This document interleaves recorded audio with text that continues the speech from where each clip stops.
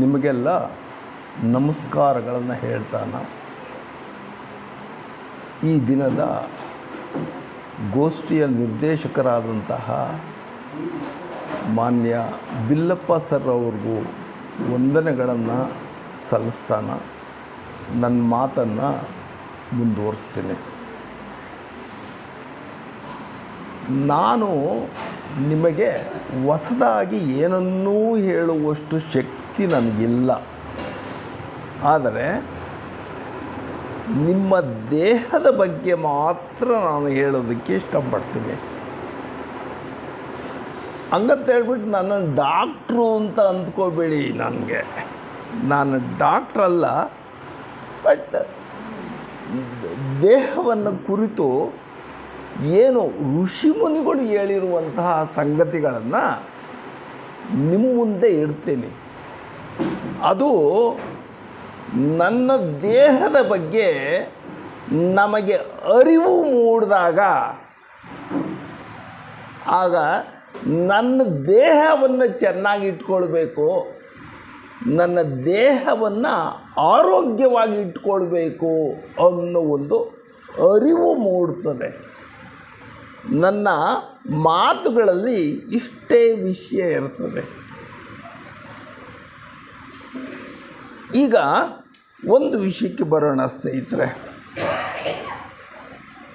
ನಮಗೇನು ಕಣ್ಣಿಗೆ ಕಾಣಿಸ್ತದೋ ಇದನ್ನು ನಾನು ಭೌತಿಕ ಕಾಯ ಅಂತ ಹೇಳ್ತೀನಿ. ಅಂದರೆ ಭೌತ ವಸ್ತು, ಇದು ಭೌತಿಕ ಕಾಯ ಅಂತ ಹೇಳ್ತೀನಿ ಇದನ್ನು. ಈಗ ನನ್ನ ಜೀವನ ಪೂರ್ತಿ, ನಿಮ್ಮ ಜೀವನ ಪೂರ್ತಿ ಯಾವುದ್ರ ಮೇಲೆ ಅವಲಂಬಿಸಿದೆ? ನನ್ನ ದೇಹದ ಮೇಲೆ ಅವಲಂಬಿಸಿದೆ. ನಾವು ಜೀವನ ಮಾಡ್ತಾ ಇರೋದೇನೆ ನನ್ನ ದೇಹವನ್ನು ಅವಲಂಬಿಸಿ ನಾವು ಜೀವನ ಮಾಡ್ತಾ ಇದ್ದೀವಿ, ಆ್ಯಕ್ಚುಯಲ್ಲಾಗಿ ಹೇಳಬೇಕು ಅಂದರೆ. ಹಾಗಾದರೆ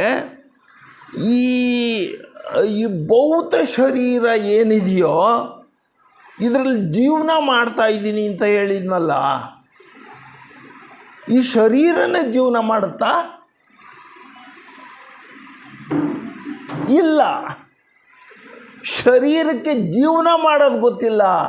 ಆದರೆ ಜೀವನ ಮಾಡೋ ಅಂಥದ್ದು ಈ ಶರೀರದ ಒಳಗಡೆ ಇದೆ.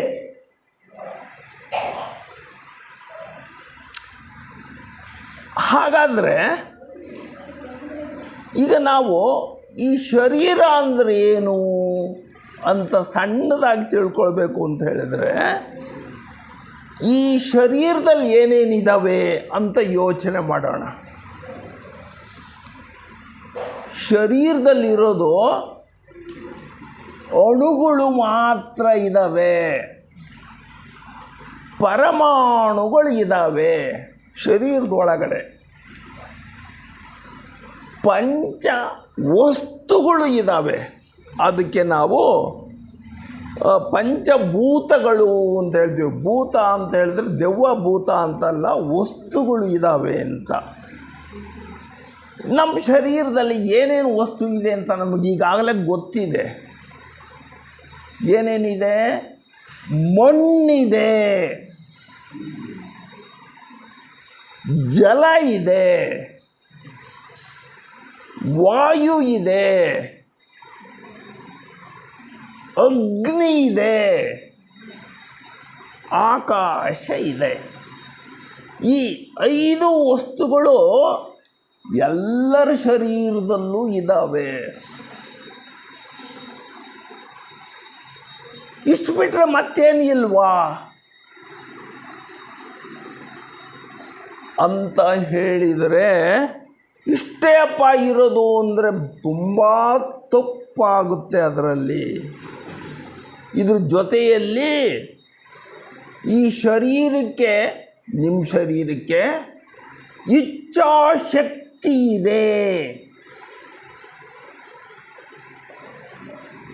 ಅಷ್ಟೇ ಅಲ್ಲ, ನಿಮ್ಮ ಶರೀರಕ್ಕೆ ಜ್ಞಾನ ಶಕ್ತಿ ಇದೆ. ಎರಡೇ ಶಕ್ತಿಗಳಲ್ಲ, ಕ್ರಿಯಾಶಕ್ತಿನೂ ಕೂಡ ನಿಮ್ಮ ದೇಹಕ್ಕಿದೆ ಸ್ನೇಹಿತರೆ. ಏನು ಕ್ರಿಯಾಶಕ್ತಿ, ಜ್ಞಾನಶಕ್ತಿ ಮತ್ತು ಇಚ್ಛಾಶಕ್ತಿಗಳು ಏನಿದಾವೋ ಆ ಶಕ್ತಿಗಳಿಂದಲೇ ನೀವು ದೇಹವನ್ನು ಇಟ್ಕೊಂಡು ಜೀವನ ಮಾಡ್ತಾ ಇದ್ದೀವಿ ನಾವೆಲ್ಲ. ಇದರಲ್ಲಿ ಏನಾದರೂ ಅನುಮಾನ ಇದೆಯಾ? ನಾನು ಹೇಳಿದ್ದು ಪಕ್ಕಾ ಸುಳ್ಳ ಅಥವಾ ಎಷ್ಟು % ಸುಳ್ಳು? ನಿಮ್ಮ ದೇಹದ ಬಗ್ಗೆ ನೀವೇನೇ ಯೋಚನೆ ಮಾಡಿದರೆ ಅರ್ಥ ಆಗುತ್ತೆ ಸ್ನೇಹಿತರೆ. ಈಗ ನಾನು ಒಂದು ಸಣ್ಣದೊಂದು ಉದಾಹರಣೆಯನ್ನು ಕೊಡ್ತೀನಿ. ನಿಮ್ಮ ಊರಲ್ಲಿ ನೀನೊಂದು ಮನೆ ತಯಾರು ಮಾಡಬೇಕಪ್ಪ, ಮನೆ ಕಟ್ಕೊಳ್ಬೇಕು ನಿಮ್ಮೂರಲ್ಲಿ. ಯಾಕೆ ಕಟ್ಕೊಳ್ಬೇಕು ಮನೇನ? ಯಾವ ಕಾರಣಕ್ಕೆ ಮನೆಯನ್ನು ಕಟ್ಕೊಳ್ಬೇಕು ಅಂದರೆ ನಾನು ಅದರಲ್ಲಿ ವಾಸ ಮಾಡೋದಕ್ಕೆ ಮನೆಯನ್ನು ಕಟ್ಕೊಳ್ಬೇಕು, ಇದೆಲ್ಲ ನಮಗೆ ಗೊತ್ತಿದೆ.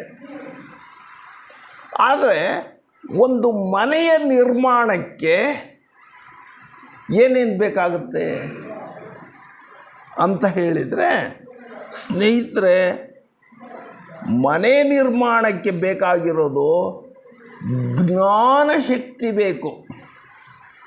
ತಕ್ಷಣ ಇಂಜಿನಿಯರ್ ಹತ್ರ ಹೋಗ್ತೀವಿ ನಾವು. ಯಾಕೆ ಅಂದರೆ ಅವನಿಗೆ ಆ ಮನೆಯ ನಿರ್ಮಾಣದ ಜ್ಞಾನ ಗೊತ್ತಿದೆ ಅಂತ.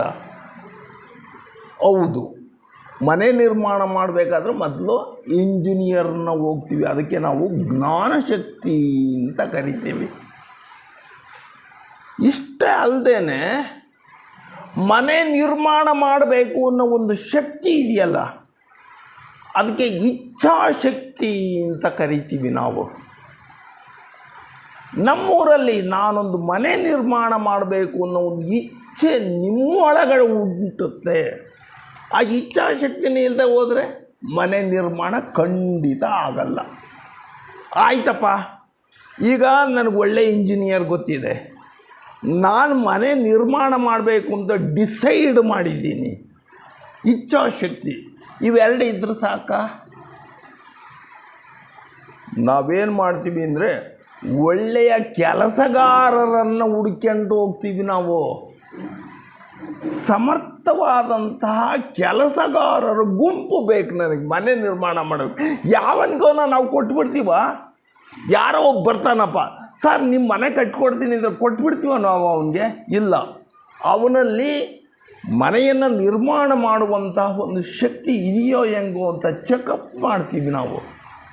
ಅಂದರೆ ನಮ್ಮೂರಲ್ಲಿ ಮನೆ ನಿರ್ಮಾಣ ಮಾಡೋದಕ್ಕೆ 3 ಶಕ್ತಿಗಳನ್ನು ನಾವು ಮಾಡ್ತೀವಿ. ಒಂದು ಜ್ಞಾನಶಕ್ತಿ, ಇಂಜಿನಿಯರನ್ನೇ ಭೇಟಿ ಮಾಡ್ತೀವಿ. ಇಚ್ಛಾಶಕ್ತಿ, ನಾವೇನ ನಮ್ಮ ಕುಟುಂಬದವರೆಲ್ಲ ನಾವು ಕೂತ್ಕೊಂಡು ಡಿಸೈಡ್ ಮಾಡ್ತೀವಿ ನಮ್ಮ ಹತ್ರ ಅಮೌಂಟ್ ಎಷ್ಟಿದೆ, ನನಗೆ ಆ ಮನೆ ಮಾಡುವಂಥ ಇಚ್ಛೆ ಉಂಟಾಗಬೇಕು. ಆನಂತರ ನಾವು ಕಾರ್ಯ, ಒಳ್ಳೆ ಕೆಲಸಗಾರರನ್ನು ಮಾಡ್ತೀವಿ. ಸೊ ಒಳ್ಳೆ ಮನೆ ಆಗಬೇಕು ಅಂದರೆ ಈ 3 ತಂಡಗಳು ಒಟ್ಟಿಗೆ ಕೆಲಸ ಮಾಡಬೇಕು. ಕೇವಲ ಇಂಜಿನಿಯರ್ ಒಬ್ಬ ಇದ್ದರೆ ಮನೆ ಆಗುತ್ತಾ? ಇಲ್ಲ. ಮನೆ ಕಟ್ಟೋ ಮಾಲೀಕ ನನ್ನ ಹತ್ರ ಬೇಕಾದಷ್ಟು ದುಡ್ಡಿದೆ, ನಾನು ಕಟ್ತೀನಿ ಅಂತಂದರೂ ಆಗುತ್ತಾ ಮನೆ? ಇಲ್ಲ. ಅವೆರಡೂ ಇದ್ದು ಕೂಡ ಒಳ್ಳೆಯ ಕೆಲಸಗಾರರೇ ಇಲ್ಲದೆ ಹೋದರೆ ಮನೆ ನಿರ್ಮಾಣ ಆಗೋಲ್ಲ ಸ್ನೇಹಿತರೆ. ಈಗ ಒಂದು ವಿಶೇಷ ನೋಡ್ಕೊಳ್ಳಿ, ನಿಮ್ಮೂರಲ್ಲಿ ಮನೆಯನ್ನು ನಿರ್ಮಾಣ ಮಾಡಿದ್ರಪ್ಪ, ಮನೆಗಿರೋರು ಯಾರು? ಯಾಕೆ ಮನೆ ಏನು ಮಾಡಿದೆ? ನಾನು ಮನೆಯಲ್ಲಿ ವಾಸ ಮಾಡಬೇಕು ಅನ್ನೋ ಒಂದು ನಿರ್ಧಾರಕ್ಕೆ ಬಂದು ಮನೆಯನ್ನು ನಿರ್ಮಾಣ ಮಾಡಿದ್ವಿ. ಇದೆಲ್ಲ ಕಾಮನ್ನು. ಆ ಗೃಹ ಪ್ರವೇಶ ಯಾರು ಮಾಡ್ತಾರೆ? ಯಾರೋ ಒಬ್ಬರು ಮಾಡಿಸ್ತೀವ? ಇಲ್ಲ, ಮನೆ ಮಾಲೀಕನೇ ಗೃಹ ಪ್ರವೇಶ ಮಾಡ್ತಾನೆ. ಆ ಮನೆಯಲ್ಲಿ ಶಾಶ್ವತವಾಗಿರ್ತಾನೆ. ಮಾಲೀಕ ಹೇಳ್ತಾನೆ, ಇದು ನನ್ನ ಮನೆ, ನಾನು ಇದರಲ್ಲಿ ವಾಸ ಮಾಡ್ತಾ ಇದ್ದೀನಿ ಅಂತ ಹೇಳ್ತಾನೆ. ಹೌದೋ ಅಲ್ವೋ?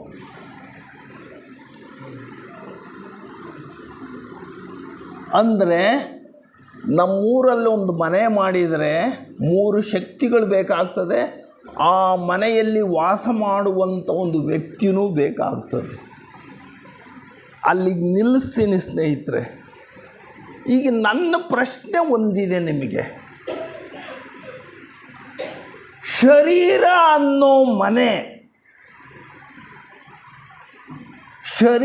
ಅನ್ನೋ ಮನೆ ಹೇಗೆ ಉಂಟಾಯಿತು?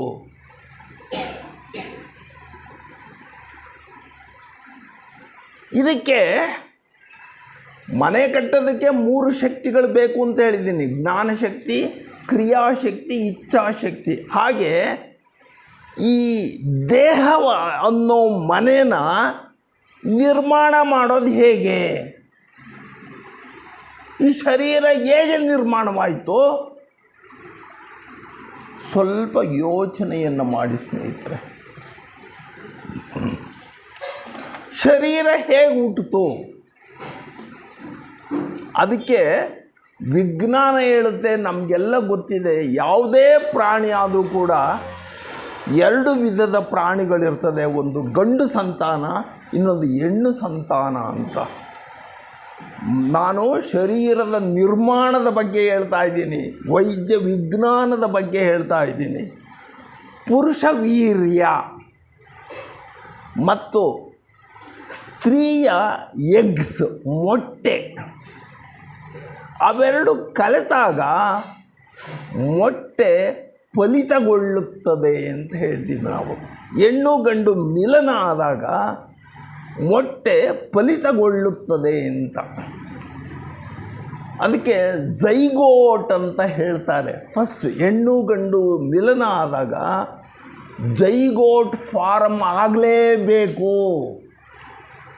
ಅಂತಹ ಝೈಗೋಟ್ ಇದೆಯಲ್ಲ, ಅಂದರೆ ನಿಮ್ಮ ಶರೀರ ಹೆಂಗೆ ರಚನೆ ಆಯಿತು ಅಂತ ವೈದ್ಯ ವಿಜ್ಞಾನ ಹೇಳುತ್ತೆ ಸ್ನೇಹಿತರೆ.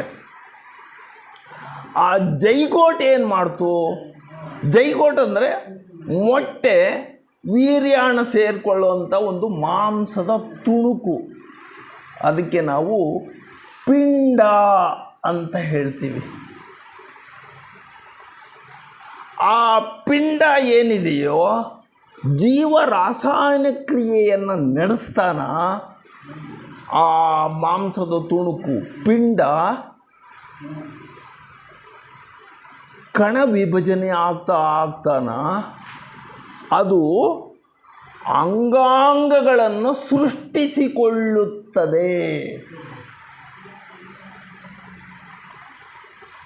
ಆ ಝೈಗೋಟು ಮೊಟ್ಟೆ ಬೆಳೀತಾ ಬೆಳೀತಾ ಹೋಗ್ಬಿಟ್ಟು ಕಡೆಗೆ ಒಂದು ಸಂಪೂರ್ಣವಾದಂತಹ ಮಾನವ ರೂಪದ ಪಿಂಡ ತಯಾರಾಗುತ್ತೆ. ಆ ಪಿಂಡ ತಯಾರಾಯಿತು. ಈಗ ನನ್ನ ಪ್ರಶ್ನೆ ಹಂಗಿದೆ, ಪಿಂಡ ತಯಾರು ಮಾಡ್ಕೊಳ್ಳೋದಕ್ಕೆ ಇಂಜಿನಿಯರ್ ಯಾರಿದ್ರು? ಮನೆ ಕಟ್ಟಬೇಕಾದ್ರೆ ಇಂಜಿನಿಯರ್ ಹತ್ರ ಹೋಗಲ್ವಾ? ಈ ಶರೀರ ರಚನೆ ಆಗಬೇಕಾದ್ರೆ ಇಂಜಿನಿಯರ್ ಯಾರಿದ್ರು? ಪ್ರಶ್ನೆಯನ್ನು ಹಾಕೊಳ್ಳಿ. ಆಮೇಲೆ ಈ ಶರೀರನ ನಾನು ಮಾಡಬೇಕು ಅಂತ ಹೇಳುವಂತಹ ಮಾಲೀಕ ಯಾರು?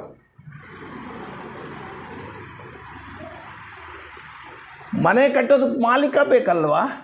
ಶರೀರವನ್ನು ಕಟ್ಕೊಳ್ಳೋದಕ್ಕೆ ಮಾಲೀಕ ಯಾರು? ಆಮೇಲೆ ಈ ಎಲ್ಲ ಆದಮೇಲೆ ತಾಂತ್ರಿಕತೆ ಬೇಕಲ್ಲ, ಕೆಲಸಗಾರರು ಬೇಕಲ್ಲ. ಆ ಕೆಲಸಗಾರರು ಯಾರು? ಈ ಶರೀರ ಎಂಬ ಮನೆಯನ್ನು ಕಟ್ಕೊಳ್ಳೋದಕ್ಕೆ ಯಾರು ಕೆಲಸಗಾರರು? ಇಷ್ಟೆಲ್ಲ ನಿಜವಾಗಲೂ ಕೂಡ ಯೋಚನೆ ಮಾಡಬೇಕೋ ಬಿಡಬೇಕು. ನಿಮ್ಮೂರಲ್ಲಿ ಮನೆ ಕಟ್ಟಬೇಕಾದ್ರೆ ಯೋಚನೆ ಮಾಡ್ತೀರಾ? ಈ ಶರೀರ ಅನ್ನೋ ಮನೆ ಕಟ್ಟಬೇಕಾದ್ರೆ ಸ್ವಲ್ಪ ಯೋಚನೆಯನ್ನು ಮಾಡಬೇಕು. ಯಾಕೆ ಶರೀರ ನಿಂದು. ಇದನ್ನು ಕಟ್ಟಿದವ್ರು ಯಾರು? ಇದಕ್ಕೆ ಪ್ಲ್ಯಾನ್ ಮಾಡಿದವ್ರು ಯಾರು? ಈ ಶರೀರದಲ್ಲಿ ವಾಸ ಮಾಡೋರು ಮಾಲೀಕ ಯಾರು? ಈ ಶರೀರದ ಮಾಲೀಕ ಯಾರು? ಈ ಶರೀರವನ್ನು ರಚನೆ ಮಾಡಿದಂಥ ಇಂಜಿನಿಯರ್ ಯಾರು? ಈ ಶರೀರವನ್ನು ಕಟ್ಟಿದಂತಹ ಕೆಲಸಗಾರರು ಯಾರು?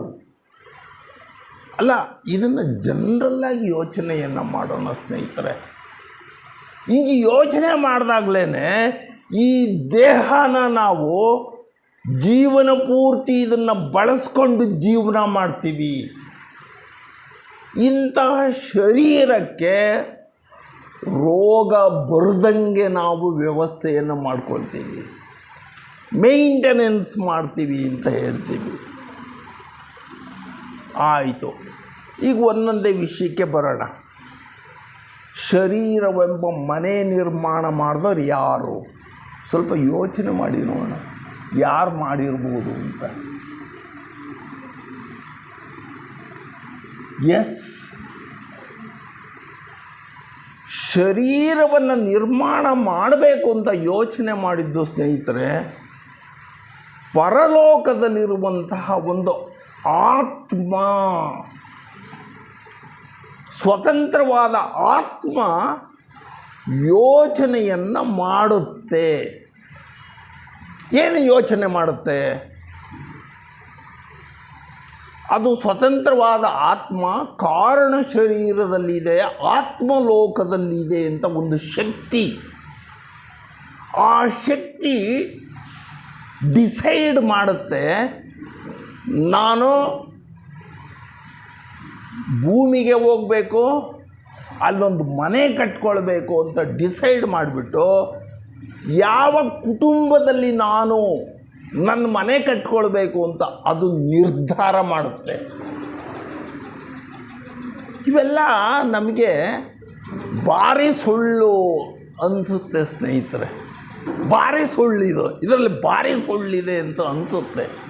ಯಾಕೆ ಅಂತ ಹೇಳಿದ್ರೆ ಅದರ ಅನುಭವ ನಮಗಿಲ್ಲದೆ ಇರೋದರಿಂದ ಅದು ಹಂಗನ್ಸುತ್ತೆ. ಇರಲಿ, ಅದು ಮುಂದುವರಿಸ್ತಾ ಹೋಗೋಣ. ಅವರವರ ಇದಕ್ಕೆ ಇಚ್ಛಾಶಕ್ತಿಗೆ ಬಿಟ್ಟಿರ್ತದೆ, ಜ್ಞಾನಶಕ್ತಿಗೆ ಬಿಟ್ಟಿರ್ತದೆ. ಅದಾದಮೇಲೆ ಆ ಆತ್ಮ ನಿರ್ಧಾರ ಮಾಡುತ್ತೆ, ಈ ದಂಪತಿಗಳ ಕುಟುಂಬದಲ್ಲಿ ನಾನು ಹೋಗಿ ಸೇರಿಕೊಳ್ಬೇಕು ಅಂತ. ಹಾಗೆ ಡಿಸೈಡ್ ಮಾಡಿದಾಗ ಆ ಆತ್ಮ ಇದ್ದಿದ್ದು ಶರೀರದಲ್ಲಿ, ಗರ್ಭದಲ್ಲಿ ಪಿಂಡ ಬಲಿತು ಚೆನ್ನಾಗಿ ಆಗೋವರೆಗೂ ಕೂಡ ಸುಮ್ಮನಿದ್ದು, ಶರೀರ ಸಂಪೂರ್ಣವಾಗಿ ಬೆಳೆದಿದೆ ಅಂದಾಗ ಆತ್ಮ ಬಂದು ಪ್ರಸವ ಕಾಲದಲ್ಲಿ ಪಿಂಡಕ್ಕೆ ಪ್ರವೇಶ ಮಾಡ್ತದೆ. ಅವನೇ ಮಾಲೀಕ, ಅವನೇ ಆತ್ಮ.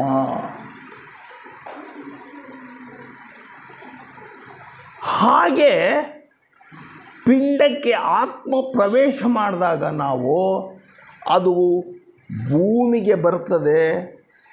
ಪ್ರಸವ ಆದ ನಂತರ ಒಂದೇ ಸಲಕ್ಕೆ ಮಗು, ಈಗ ಮಗು ಅಂತ ಹೇಳ್ತೀನಿ ಅದನ್ನು, ಶಿಶು ಕಿಟಾರನೆ ಕಿರ್ಚುತ್ತದೆ ಅಮ್ಮ ಅಂತ ಹೇಳಿ ಉಸಿರಾಟವನ್ನು ಪ್ರಾರಂಭ ಮಾಡುತ್ತೆ. ಅದು ಅಂದರೆ ಪ್ರಾಣಶಕ್ತಿಯನ್ನು ತೆಗೆದುಕೊಳ್ಳುತ್ತದೆ, ಪ್ರಾಣಶಕ್ತಿಯನ್ನು ಬಿಡುತ್ತೆ. ಎಲ್ಲಿವರೆಗೂ ಇದು? ಆ ಶರೀರ ಮರಣ ಹೊಂದುವವರೆಗೂ ಕೂಡ ನಾವು ಉಸಿರಾಟವನ್ನು ಮಾಡ್ತೇವೆ.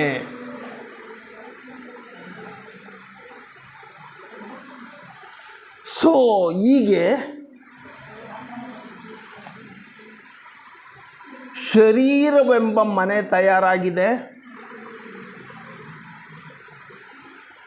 ಗೃಹ ಪ್ರವೇಶ ಮಾಡಬೇಕು ಯಾರು ಅಂದರೆ ಆತ್ಮ ಪ್ರವೇಶ ಮಾಡಿದೆ ನಿಮ್ಮೊಳಗಡೆ. ಶರೀರವೆಂಬ ಮನೆಯಲ್ಲಿ ಆತ್ಮ ಎಂಬುವ ಶಕ್ತಿ ಇದೆ ಸ್ನೇಹಿತರೆ. ಆತ್ಮ ಇದೆ, ತೋರಿಸು, ಆಗ್ಲಿಂದ ಬಡ್ಕೊಂತ ಇದ್ದೀರಲ್ಲ ಅಂತ ಹೇಳ್ತೀವಿ ಸ್ನೇಹಿತರೆ. ಒಂದು ಸ್ವಲ್ಪ ಯೋಚನೆಯನ್ನು ಕಾಮನ್ನಾಗಿ ಯೋಚನೆ ಮಾಡಿ. ಮನುಷ್ಯನ ಶರೀರದಲ್ಲಿ ಆತ್ಮ ಇರುವವರೆಗೂ ಮಾತ್ರ ಚಟುವಟಿಕೆಗಳಿರ್ತವೆ. ಆತ್ಮ ನಿನ್ನ ಶರೀರವನ್ನು ಬಿಟ್ಟ ತಕ್ಷಣ ನಿನ್ನ ದೇಹ ಕೊರಡು, ನಿನ್ನ ದೇಹ ಗೋಡೆಯ ಥರದಲ್ಲಿ ಒಂದು ಜಡ ವಸ್ತು. ಇದೆಲ್ಲ ನಮ್ಮ ಅನುಭವಕ್ಕೆ ಬರ್ತದೆ.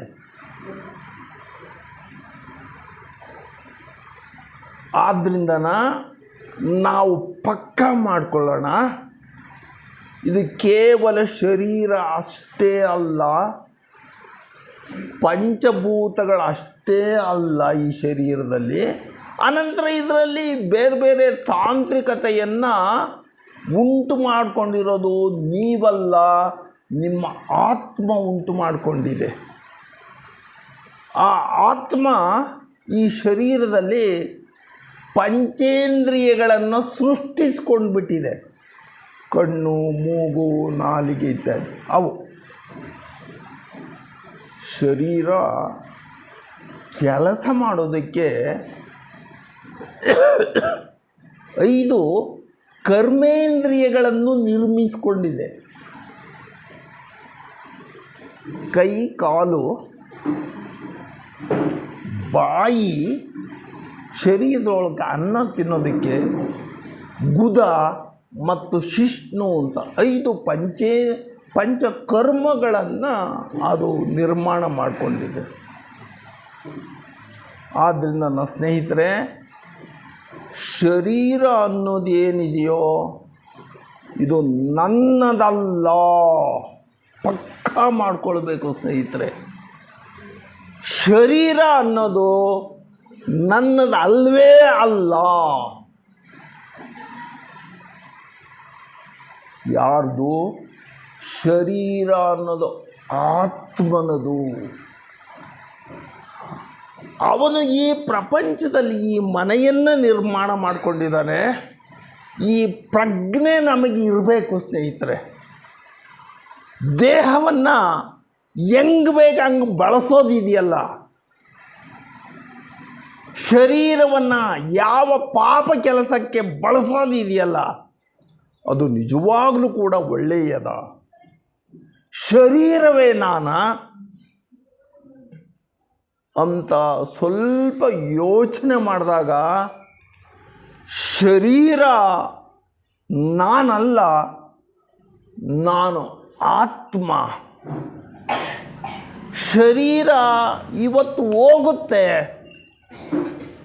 ಅಂದರೆ ಶರೀರದೊಳಗಿಡುವಂತಹ ಆತ್ಮ ಹೋಯ್ತಾ? ಇಲ್ಲ ಸ್ನೇಹಿತರೆ. ಈ ಶರೀರ ಹೋದ್ರೇನಂತೆ ಇನ್ನೊಂದು ಶರೀರವನ್ನು ಸೃಷ್ಟಿ ಮಾಡಿಕೊಳ್ತೀನಿ ಅಂತ ಆತ್ಮ ನಿರ್ಧಾರ ಮಾಡುತ್ತಂತೆ. ಪುನಃ ಅದು ಆತ್ಮಲೋಕಕ್ಕೆ ಹೋಗುತ್ತೆ, ಇನ್ನೊಮ್ಮೆ ಪುನಃ ಬರ್ತದೆ. ಹುಟ್ಟು ಸಾವುಗಳ ಚಕ್ರದಲ್ಲಿ ಬಂದುಬಿಟ್ಟು ಎಲ್ಲಿವರೆಗೂ ಅಂತ ಹೇಳಿದ್ರೆ ಸ್ನೇಹಿತರೆ, ನಿಜವಾಗಲೂ ಕೂಡ ಎಲ್ಲಿವರೆಗೂ ಅದು ಆತ್ಮ ಬಂದು ಹೋಗುತ್ತೆ ಅಂದರೆ ಶರೀರ ನನ್ನದಲ್ಲ. ಶರೀರದೊಳಗಡೆ ಏನು ಆತ್ಮ ಇದೆಯೋ ಅದು. ನಾವು ಜೀವನದಲ್ಲಿ ಪ್ರಗತಿಯನ್ನು ಸಾಧಿಸೋದು ಅಂದ್ರೇನು? ಲಕ್ಷಗಟ್ಟಲೆ ಹಣ ಸಂಪಾದನೆ ಮಾಡೋದ? ಹೆಚ್ಚು ಹೆಚ್ಚು ಹಣ ಸಂಪಾದನೆ ಮಾಡಿ ಶ್ರೀಮಂತರಾಗೋದ? ಹೆಚ್ಚು ಬಂಧು ಬಳಗವನ್ನು ಸಂಗ್ರಹಿಸಿಕೊಂಡು ಜೀವನ ಮಾಡೋದಾ? ಯಾವುದು? ಸ್ನೇಹಿತರೆ, ಪ್ರತಿ ಜನ್ಮಕ್ಕೂ ಕೂಡ ಇದು ಏನು ಭೌತಿಕ ಜಗತ್ತಿದೆಯಲ್ಲೋ ನನ್ನ ಕಣ್ಣಿನಿಂದ ಮರೆಯಾಗುತ್ತದೆ. ಎಲ್ಲಿವರೆಗೂ ಅಂತ ಹೇಳಿದರೆ ನಮ್ಮ ಆತ್ಮ ಶಿಕ್ಷಣ ಹೇಳುತ್ತೆ, ಏನು ಆತ್ಮ ಇದೆಯೋ ಅದು ಸಂಪೂರ್ಣವಾಗಿ ಪರಬ್ರಹ್ಮನ ಲಕ್ಷಣಗಳನ್ನು ಬೆಳೆಸಿಕೊಳ್ಳುವವರೆಗೂ ಕೂಡ ಆತ್ಮ ಹುಟ್ಟುತ್ತೆ, ಸಾಯುತ್ತೆ. ಪರಮಾತ್ಮನ ಸ್ವಭಾವ ಏನಿದೆ, ಶಾಂತ ಸ್ವರೂಪದಲ್ಲಿರುವುದು, ಪ್ರೇಮ ಸ್ವರೂಪದಲ್ಲಿರುವುದು, ಎಲ್ಲ ಪ್ರಾಣಿಗಳ ಜೊತೆಯಲ್ಲಿ ದಯೆಯಿಂದ ಕೂಡಿರುವುದು. ಇವು ಪರಮಾತ್ಮನ ಲಕ್ಷಣಗಳು. ಅಂತಹ ಲಕ್ಷಣಗಳನ್ನು ಬೆಳೆಸಿಕೊಳ್ಳುವ ಉದ್ದೇಶದಿಂದ ಆತ್ಮ ಜನ್ಮವನ್ನು ತಳೆದಿದೆ ಸ್ನೇಹಿತರೆ. ನಾವು ಸಂಪಾದನೆ ಏನು ಮಾಡ್ತೀವೋ, ನಾನು ಗೊಟಕ್ಕಂದಾಗ ಇದೆಲ್ಲವೂ ಕೂಡ ಶೂನ್ಯ. ನಾನು ಗೊಟಕ್ ಅಂದಾಗಲೂ ಕೂಡ ನನ್ನ ಜೊತೆಗೆ ಬರುವುದು ಸ್ವಭಾವಗಳು ಮಾತ್ರ.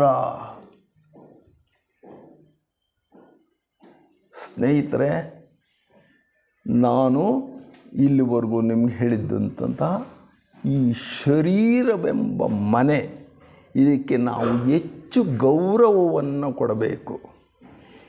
ಶರೀರ ಅಂತ ಎಂದೂ ನೋಡಕ್ಕೆ ಹೋಗಬಾರ್ದು. ಪ್ರತಿಯೊಬ್ಬರ ಶರೀರದಲ್ಲೂ ಕೂಡ ಆತ್ಮ ಇದೆ, ಅದಕ್ಕೆ ಗೌರವವನ್ನು ಸಲ್ಲಿಸೋಣ. ಆ ಮೂಲಕ ನಮ್ಮ ಪ್ರಗತಿಯನ್ನು ಉಂಟು ಮಾಡಿಕೊಳ್ಬೇಕು. ಇದು ಬ್ರಹ್ಮವಿದ್ಯಾ ಸಮಾಜದ ಏಕೈಕ ಗುರಿ ಸ್ನೇಹಿತರೆ. ಇದಕ್ಕೆ ನಾವು ಆತ್ಮಶಿಕ್ಷಣ ಅಂತ ಹೇಳ್ತೀವಿ. ಆತ್ಮಶಿಕ್ಷಣ ಅನುಭವದಿಂದಲೇ ಬರ್ತದೆ ಹೊರತು ಕೇವಲ ಕೇಳಿಸಿಕೊಳ್ಳುವುದರಿಂದ, ಆಚರಣೆ ಮಾಡುವುದರಿಂದ ಬರೋದಕ್ಕೆ ಸಾಧ್ಯವೇ ಇಲ್ಲ. ಸೊ ಇಷ್ಟು ಹೇಳೋದಕ್ಕೆ ನನಗೆ ಅವಕಾಶವನ್ನು ಮಾಡಿಕೊಟ್ಟಂತಹ ಕಾರ್ಯಕರ್ತರಿಗೆ ನಮಸ್ಕಾರಗಳನ್ನ ಹೇಳ್ತಾ, ನಿಮಗೂ ವಂದನೆಗಳನ್ನು ಹೇಳ್ತಾ ನನ್ನ ಮಾತನ್ನು ಮುಗಿಸ್ತೇನೆ. ನಮಸ್ತೆ.